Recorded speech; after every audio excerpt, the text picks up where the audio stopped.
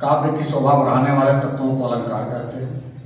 अलंकार 3 प्रकार के होते हैं, शब्दालंकार, अर्थालंकार और उभयालंकार। जहाँ काव्य में शब्दों के माध्यम से चमत्कार उत्पन्न होता है उसे शब्दालंकार कहते हैं। जहाँ काव्य में अर्थों के माध्यम से चमत्कार उत्पन्न होता है उसे अर्थालंकार कहते हैं। जहाँ काव्य में शब्दों और अर्थों दोनों के माध्यम से चमत्कार उत्पन्न होता है उसे उभयालंकार कहते हैं। यहाँ उपमा अलंकार की बात हम करेंगे। उपमा अलंकार जहाँ 2 भिन्न वस्तुओं में समानता दिखाई है वहाँ उपमा अलंकार होता है। इसमें सा से सम सरि समान जैसे आदि शब्दों का प्रयोग होता है। तुलना के लिए ऐसा किया जाता है जैसे मुख मयंक संबंध मनोहर। इसमें मुख चंद्रमा के समान है, मुख चंद्रमा के समान सुंदर है। दूसरे पर आता है रूपक।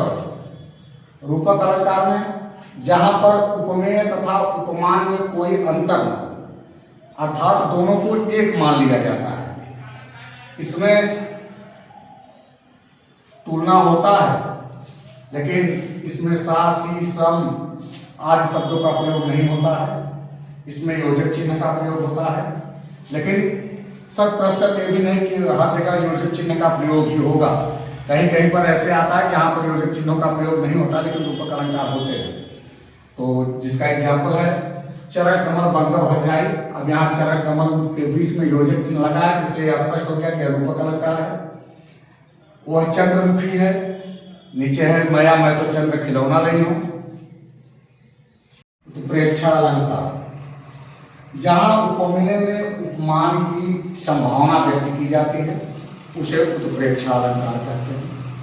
इसमें मन मानो, जन जानो, जनम मनम आदि शब्दों का प्रयोग होता है। तो जहाँ पर ये शब्द लगे हों तो आप जान जाइए कि यह जो है उत्प्रेक्षा अलंकार है। जैसे सोहत ओहे पीतपट श्याम सलोने घाट, मनम नीलमणि शैल पर आतप करियो प्रभात। अब यहाँ मनम आ गया है तो इसका मतलब यह है कि यह उत्प्रेक्षा अलंकार है।